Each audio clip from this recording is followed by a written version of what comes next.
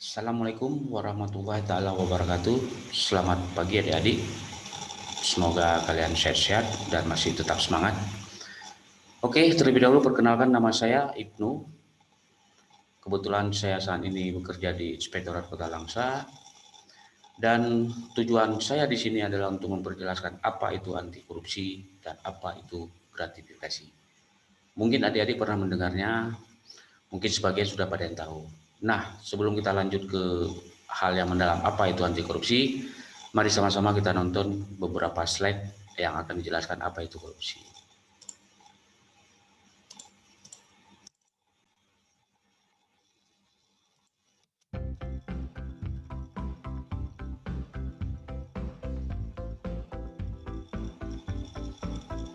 Pengen hidup enak tanpa susah, nah, ingin uang banyak dan rumah mewah. Korupsi saja, jangan. Nah, ini ada pertanyaan dua orang, saling yang satu mengajak dan saya mengajak. Kenapa? Korupsi itu melanggar hukum, korupsi itu tidak baik, dan korupsi itu harus diberantas. Korupsi itu merupakan suatu tindakan yang menyalahgunakan jabatan atau kekuasaan untuk kepentingan pribadi. Korupsi itu ketika kamu memberikan uang untuk mendapatkan pekerjaan, menerima uang, atau korupsi itu memberikan.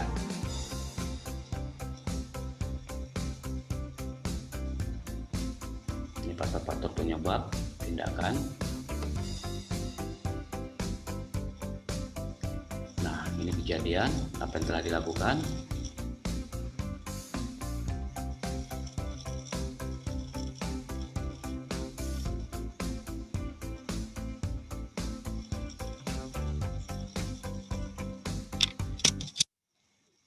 Oke, sampai di sini.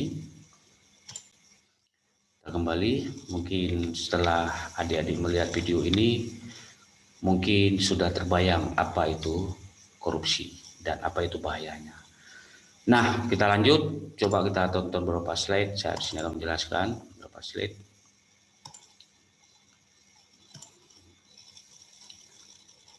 Penyuluhan ini saya lakukan untuk salah satu syarat sertifikasi yang dilaksanakan oleh SPP KPK.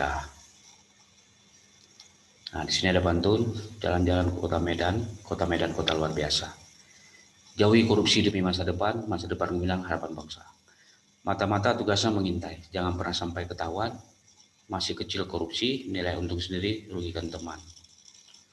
Definisi korupsi itu ada beberapa. Yang pertama kita ambil secara etimologi, berasal dari bahasa Latin, yaitu corrumper atau korupsi atau corruptus, yang bermakna menghancurkan. Dan secara terminologi, korupsi artinya menerima uang sogok, menyelewengkan uang atau barang milik perusahaan atau negara, menerima uang dengan menggunakan jabatan untuk kepentingan pribadi. Jadi, korupsi itu adalah tindakan penyalahgunaan kekuasaan untuk kepentingan pribadi yang dapat merugikan orang lain ataupun menghancurkan negara. Orang yang melakukan korupsi disebut dengan koruptor. Faktor-faktor penyebab korupsi, yaitu yang pertama faktor internal.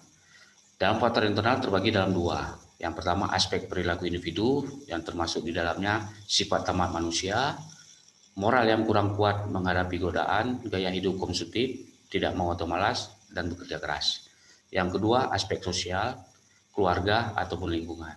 Dan satu lagi kita lihat dari segi faktor eksternal, aspek sikap masyarakat terhadap korupsi, aspek ekonomi, yang ketiga aspek politik, yang keempat aspek organisasi. Korupsi berawal dari hal-hal kecil, jangan biarkan dia tumbuh besar. Dampak korupsi, di sini kita bisa lihat perbedaan yang ada di depan mata dan tanpa jarak, kita sama-sama bisa melihat apa itu dampak-dampak yang terjadi. Dan korupsi versi siswa biasanya di sini kita bisa jelaskan, yang pertama menyontek, yang kedua plagiat atau copy paste, yang ketiga titik absen, yang keempat gratifikasi kepada guru, dan yang kelima korupsi waktu.